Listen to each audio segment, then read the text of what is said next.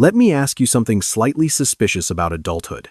When we were younger, we were told that life had a pretty clear formula: go to school, get a decent job, work hard, earn money, and eventually things would feel comfortable. Simple enough. Logical even. But then adulthood actually starts, and the math feels a little weird. You work full-time, sometimes more than full-time. Your salary sounds impressive compared to what you imagined as a teenager. And yet, at the end of the month, your bank account sometimes looks like it went through a magic trick.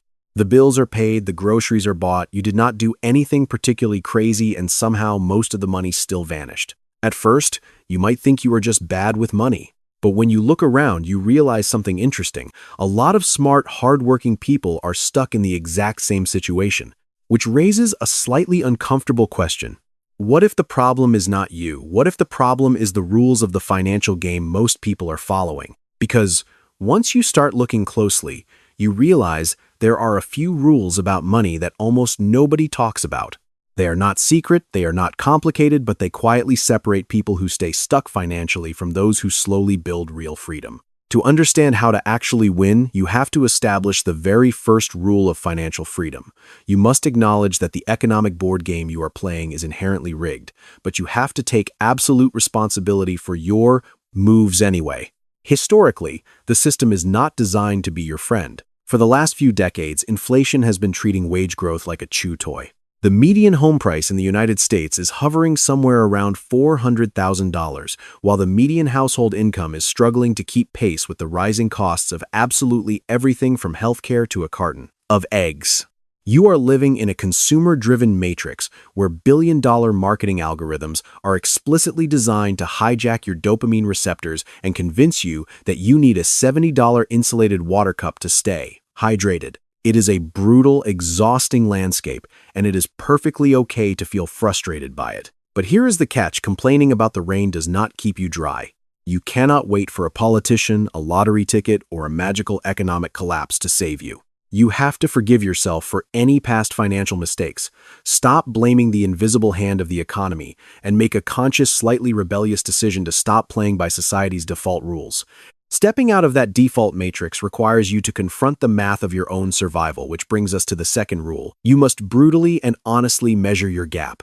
Let's look at a guy named Kevin. Kevin is 29, works as a UX designer, and makes $75,000 a year. On paper, Kevin is doing fantastic. He tells his parents he makes 75 grand and they think he is rich. But Kevin's reality is different. After federal taxes, state taxes, health insurance premiums, and a tiny, almost accidental retirement contribution, Kevin's actual take-home pay is roughly $4,300 a month. That is his absolute ceiling. Now, because Kevin is single and wants a social life, he rents a trendy one-bedroom apartment downtown for $2,100 a month. He has a student loan payment of $350. Groceries, internet, and a phone bill eat up another $800. Then there is his car. Kevin decided he deserved something nice for working so hard, so he financed a mid-tier sedan for $550 a month, plus $150 for insurance. Let's do the math. Before Kevin has gone out for a single beer with his friends, bought a Christmas gift for his sister, or replaced a worn-out pair of shoes, his fixed, inescapable costs have devoured nearly $4,000 of his income. He has exactly $300 left to his name for an entire 30-day month. Kevin's problem is not that he buys too many lattes. His problem is that he has absolutely zero gap. The gap is the holy grail of personal finance. It is the sacred space between what you earn and what you absolutely must spend to keep the lights on. If you do not track your numbers and engineer a gap, you are essentially flying an airplane blindfolded into a thunderstorm. One unexpected flat tire, one sudden dental bill, and Kevin's bank account violently implodes, forcing him to reach for a credit card just to survive until Friday. The reason Kevin's gap is so suffocatingly small reveals the third rule of wealth building, and it is the exact place where almost all mainstream financial advice gets it hilariously aggressively backward. For years, financial gurus in crisp suits have shamed perfectly normal people for buying a $5 iced coffee or eating avocado toast, claiming these tiny joys are the reason an entire generation cannot afford real estate. This is a mathematical illusion. It is a lie designed to make you feel guilty. If you aggressively cut out your daily coffee and never eat another avocado for the rest of your life, you might save $150 a month. that is not going to buy you a $400,000 house. The real culprits keeping you broke are the big three: housing, transportation, and food. To win the game, you do not sweat the small stuff. You aggressively optimize the big stuff. Take a woman named Sarah. Sarah makes $60,000 a year, significantly less than Kevin. But instead of renting a luxury apartment for $2,000, she splits an older, perfectly fine two-bedroom apartment with a roommate, dropping her housing cost to $900. Instead of financing a depreciating hunk of metal to impress people in traffic, she bought a highly reliable 8-year-old Honda Civic for cash. Her car payment is zero. Because Sarah absolutely refuses to be house poor or car poor, her fixed living costs are drastically lower than her peers. She drinks her expensive, frothy, absurdly overpriced coffee every single morning without a single ounce of guilt, because by getting the big structural costs right, she has engineered a massive gap in her budget. That breathing room is what allows Sarah to build the most unsexy but vital tool in personal finance, leading us to the fourth rule: constructing a psychological fortress through a proper emergency fund. 2 decades ago, financial advisors told people to save $1,000 for emergencies. In today's economy, $1,000 is practically a joke. It barely covers a tow truck and a new alternator, let alone a medical emergency. When you are living paycheck to paycheck without a safety net, your brain is constantly bathing in cortisol. You are in chronic fight or flight mode, whether you realize it or not. And here is the brutal psychological truth about money: you make incredibly stupid decisions when you are stressed. You stay in a toxic, soul-crushing job because you cannot afford to miss a single paycheck. You take out payday loans with predatory interest rates. You put your groceries on a credit card and convince yourself you will pay it off next month. Building a shield of 3 to 6 months of basic living expenses sitting in a high-yield savings account is not just a spreadsheet maneuver. It is a profound psychological transformation. It magically turns a disaster into a mere inconvenience. When your water heater violently explodes and floods your basement, you do not panic, you do not cry, and you do not lose sleep. You simply write a check, sigh in annoyance, and move on with your life. That profound peace of mind is the true beginning of freedom, because it hands you your agency back. But you absolutely cannot build that fortress if there is a massive flaming hole in the bottom of your boat. This is the harsh reality of the fifth rule: you must treat high-interest consumer debt like a life-threatening emergency, or more accurately, like a rabid raccoon loose in your living room. Let's look at the Millers, a married couple pulling in a combined $130,000 a year. They look incredibly wealthy on Instagram. They take vacations, they wear nice clothes, but behind closed doors, they are quietly drowning in $24,000 of credit card debt spread across 4 different cards, carrying an average interest rate of 24%. They feel like they are being responsible adults because they diligently pay $600 a month toward the balances. What they do not realize is the brutal, unforgiving math of compound interest working against them. At 24%, over $450 of that monthly payment is just evaporating into thin air as interest to the bank. They are only actually paying down $150 of the principal. They are literally paying a luxury premium for the privilege of being broke. High-interest debt is your financial house being on fire. You cannot outinvest it. Historically, the stock market returns an average of 8 to 10% a year. If you think you are a genius for earning 10% on your investments while simultaneously paying 24% on your credit cards, you are mathematically bleeding to death. You have to attack this debt with a level of feral aggression that makes your friends and family think you have lost your mind. You sell the golf clubs you never use. You pick up a weekend side hustle. You temporarily pause your investments. You stop eating at restaurants. And you throw every spare dollar at the fire until the raccoon is out of the house and the flames are completely extinguished. Once the fire is out and you are finally debt-free, you face a completely different obstacle: your own deeply flawed human nature. We are biologically wired as hunter-gatherers to consume whatever resources are right in front of us. If you leave thousands of dollars sitting in your primary checking account, you will inevitably find a perfectly logical reason to spend it. Your brain will convincingly rationalize why you absolutely deserve that new jacket, why you need to upgrade your phone, or why a spontaneous weekend trip is essential for your mental health. We are essentially impulsive monkeys with Apple Pay. This is why the sixth rule is so critical. You must completely remove yourself from the equation by automating your financial life. You have to treat your money like an industrial plumbing system. Before your paycheck even has a chance to settle into the pool of money you look at for daily spending, automatic valves should quietly open and siphon cash into your investment accounts, your emergency savings, and your fixed bills. If you do not see the money, you do not spend the money. You sit down on one random Tuesday evening with your laptop and a cup of coffee, set up the automatic transfers, and then you get out of the way and let the robots do the heavy lifting for the rest of your life. By doing this, you instantly shift your default human behavior from the disastrous spend everything and save whatever is miraculously left to the wealthy mindset of save and invest first and spend whatever is left completely guilt-free. And where exactly do those automated pipelines send your money? They send it toward the seventh and arguably the most magical rule of wealth creation, buying your future time back through compound interest. Let's imagine a 25-year-old named David. David is not a Wall Street banker. He does not read the Wall Street Journal, he does not care about corporate earnings reports, and he works a completely normal job. But David sets up an automatic transfer to invest $300 a month into a low-cost S&P 500 index fund.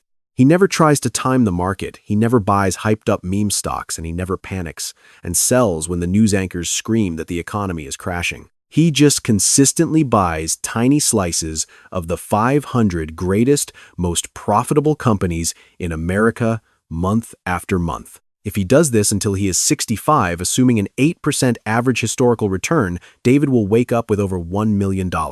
But here is the part that should make your jaw hit the floor. David only contributed $144,000 of his own hard-earned money over those 40 years.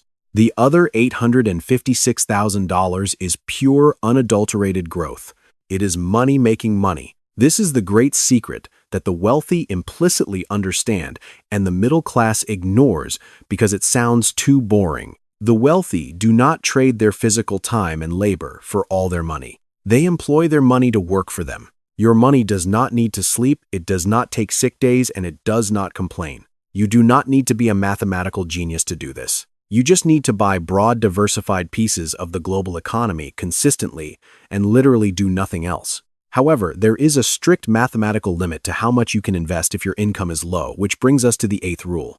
You must acknowledge the hard ceiling of frugality and embrace the limitless sky of your earning power.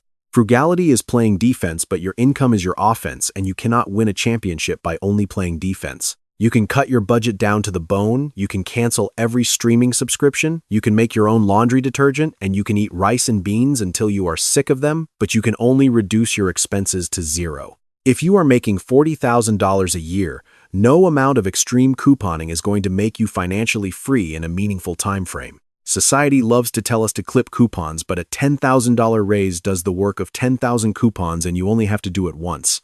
At a certain point, you have to stop obsessing over saving pennies and start focusing relentlessly on increasing your value to the marketplace. That might mean having a highly uncomfortable, sweat-inducing conversation with your boss to negotiate a raise based on the tangible value you bring to the company. It might mean embracing the modern reality of job hopping every 2 to 3 years, which statistically results in significantly higher lifetime earnings than staying fiercely loyal to a single company that rewards your loyalty with a measly 2% annual raise. Or it might mean spending your evenings and weekends learning a high-income skill like data analysis, project management, or digital marketing.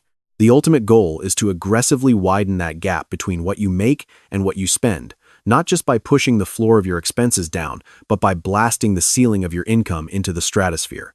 But be warned, the moment you successfully increase your income, you will immediately run headfirst into a dangerous silent psychological trap called lifestyle creep. Defending against this phenomenon is the ninth rule, mastering the art of intentional spending. Society hands us an invisible script that dictates that as soon as you earn more money, you are socially obligated to upgrade every single aspect of your existence. You get a $5,000 raise, and suddenly your perfectly fine, reliable car feels slightly inadequate, so you upgrade to a luxury SUV.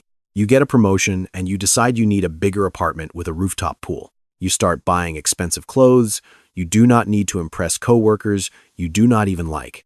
Before you know it, you are earning twice as much as you did 5 years ago, but you are experiencing the exact same suffocating financial stress because your expenses rose perfectly in tandem with your income. Defeating lifestyle creep does not mean living like a miserable, deprived monk.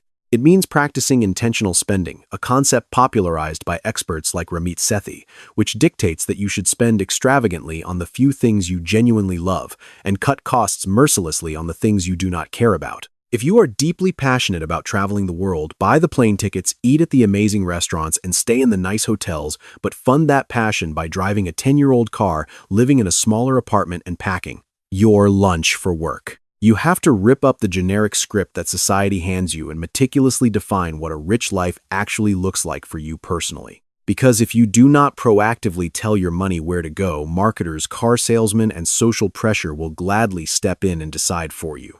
Ultimately, tying all of these behaviors, math equations, and psychological shifts together is the 10th and final rule, which is the hardest pill to swallow in an era of instant gratification, one-click ordering, and viral overnight. Success stories. The ultimate truth is that wealth building is profoundly, beautifully, gloriously boring. It is the result of ordinary consistency applied over extraordinary periods of time. True financial freedom is not found in a secret cryptocurrency hack, a multi-level marketing scheme, or a lucky lottery ticket. Hollywood makes finance look like shouting on trading floors and driving Lamborghinis, but real wealth creation looks a lot like watching paint dry. It is found in waking up, going to work, letting your automated transfers hit your investment accounts quietly behind the scenes, driving your reliable used car, and living below your means month after month, year after year, decade after decade.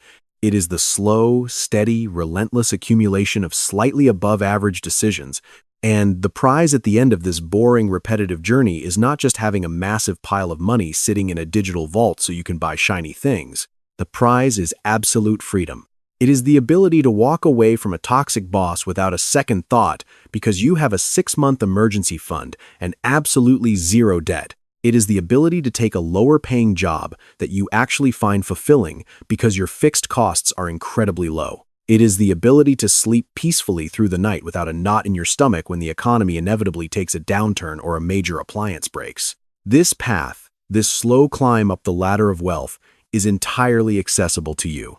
The math works identically for the barista, the construction worker, the nurse, and the corporate manager. It requires looking the brutal realities of the modern economy right in the eye, taking absolute ownership of your numbers, laughing at the absurdity of consumer culture, and choosing delayed gratification over the fleeting approval of strangers. It is your money, it is your time, and it is your life. The ladder is right in front of you, the rules are laid out, and the game is ready. All you have to do is start climbing.